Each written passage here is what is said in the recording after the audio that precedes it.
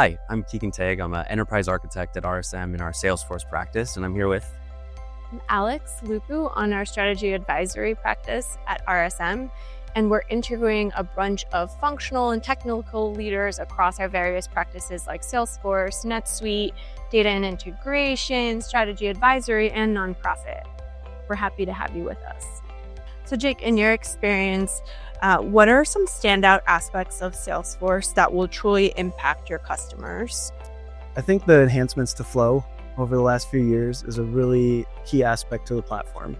The ability to automate almost anything in any way in a point-and-click, low-code fashion, it really puts the power in the hands of our clients, and it really brings long-term maintenance costs down. Because, as someone who's been in support desk and been in support roles, those can get really costly when bugs come up. And now anybody that knows enough about how to build a flow can go and fix those bugs. And it really democratizes that ability to maintain that system long-term and keep driving that value. That's going to be crucial. Mm-hmm. So this week, have you seen anything at Dreamforce that you didn't know Salesforce could do? Specifically, I would say a lot of the automation components around Data 360 and, having a little bit more of the outward look. So from a perspective that you can now not have to carbon copy the data into Salesforce, it'll go out and actually do analysis on that data outside, and you can leave it there. So we're having to have less storage for analysis purposes. So given your area of expertise and your professional focus, what features or elements about that Revenue Cloud product interest you the most? Yeah, so revenue orchestration was very cool to see all throughout Dreamforce. I think one of the business use cases that I see that applying to our clients in the future is really around how they go ahead and provision. So I feel like today within Salesforce CPQ, we have the orders. It kind of stops there in terms of what the provisioning looks like. A lot of our companies come from acquisitions, so they might have multiple different provisioning tools to go ahead and provision their different platforms. And this really gives them the ability to go ahead and automate that process in a streamlined process in terms of you're getting your order, everything's moving through Salesforce, everything's going through revenue orchestration. And then to take it one level deeper, you could also potentially start to automate through that API connection straight out to the products to do that provisioning for you. So I think it'll help a lot with tracking, streamlining, and efficiency across that process. I wanted to ask you about this year in the light of Dreamforce. What's most exciting for you? I have to mention AI. I think we all do. So that's definitely exciting. It's really interesting just to see where the marketplace is going. And it's been great to see the progress Salesforce has been really making to the product. Right. And how about our clients? What do you think is the most exciting piece for our clients this year? I would have to say the progress they've made to the nonprofit cloud. They've really done a great job. I think it was pretty courageous of them to really think about refactoring the whole product, and now we're seeing all the success and the reasons why they took such a bold move. It's really going to unlock kind of the innovation that's really happening across the platform and to all the other industry clouds. It now becomes available to the nonprofit sector, but now all the things that Salesforce has to offer will be easier for nonprofits to take advantage of. So AI is obviously a huge focus this year at Dreamforce. What sorts of technology like that are you the most excited about? There's two main ones that I'm really excited about. One is with Agentforce and with the way that Salesforce is putting AI out there, is it's right in front of the users. You don't have to go to another platform. You don't have to go and log into something else. It's all right there in front of you. It pops up right in the corner. You can ask it questions in natural language and get responses based on data that's trusted in your system.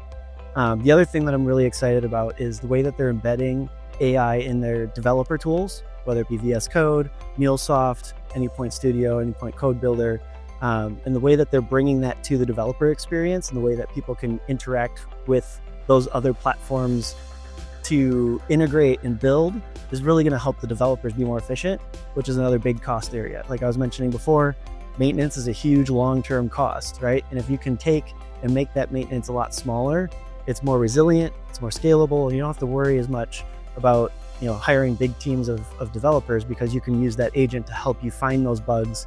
And there's even one in MuleSoft they just announced today, but it's like an agent that helps you with debugging. And so I'm really excited for those types of features that can enable the tech teams, the IT teams, or even the business, those business developers that are helping establish those automations and help them scale the business as well. That's awesome. It's cool to hear about we all know about the vibe coding, like the debugger agent is really cool. I know on the Salesforce core side, it's not just building Apex code, for example, either. Right. You were talking about flows and the democratization of the back end, right? Yep. Some of those AI tools can generate those kinds of automations as well, right? Yeah, where you can just talk to an agent and it will build you a flow, and you can prompt it back and forth, have that conversation with the agent, and it will build the automation for you. You just can double check it. It will even test it for you. Right. And so there's a lot of really cool, powerful things that they're coming out with in this AI space around on-platform things. And even some of the ancillary systems like Slack has it, and MuleSoft has it, Tableau's getting it. And so there's a lot of really powerful things that not only end users are going to be able to use, but the admins and the developers are going to be able to use to help keep things smooth as the business grows. It's exciting to see, yeah. Yeah. So AI was everywhere at this Dreamforce. What do you think our nonprofit clients specifically need to know about that offering? What we've seen here at Dreamforce, I think it's going to be easier than ever to build agents, take advantage of agents. I think it was great to see on the roadmap some of the agents that are coming out in the upcoming release that'll just be available and ready for the nonprofits to use. It's new tech for all of us, and I think the most important thing is I think nonprofits just need to get started. You need to start somewhere. You need to start learning. You need to understand how best to build them, what they'll give back to. All start to take an action. I thought it was really exciting that they were developing and demoing a lot of things that weren't just for end users, right? It was also for admins and setup and configuration, all leveraging AI tools. It's cool to see. Yeah, I thought the same thing. It's really changing the way we look at doing projects for our clients. I think it's changing the way clients will look to support themselves, extend the solution. And I think it's going to be really interesting as the agents get more and more customer facing or constituent facing. I think it's going to be great. So AI is a huge focus this year at Dreamforce. What sort of applications of that kind of technology, Salesforce or otherwise, are you the most interested in? Yeah, I think what I'm most interested in is how each of these software providers like Salesforce or Oracle are integrating AI within their systems. This is going to be something that every company is going to have to incorporate into their business. So we're very interested in understanding the best way to do that, as well as which tools to use when, because there's a lot of options out there, and some of those tools are still evolving in their maturity. It seems like Slack is going to be the interface to a lot of the Salesforce systems. NetSuite has an interface to OpenAI and Claude now. So we're seeing a lot of these enterprise tools utilizing in-house AI as well as some of the external AI offerings out there. With AI, there's going to be a level of flexibility because I think companies are trying out different models and different tool sets to figure out which ones best work with their tech stacks and what they're trying to do. And then we have some of our clients even developing their own AI to kind of propagate out there in the ecosystem as well.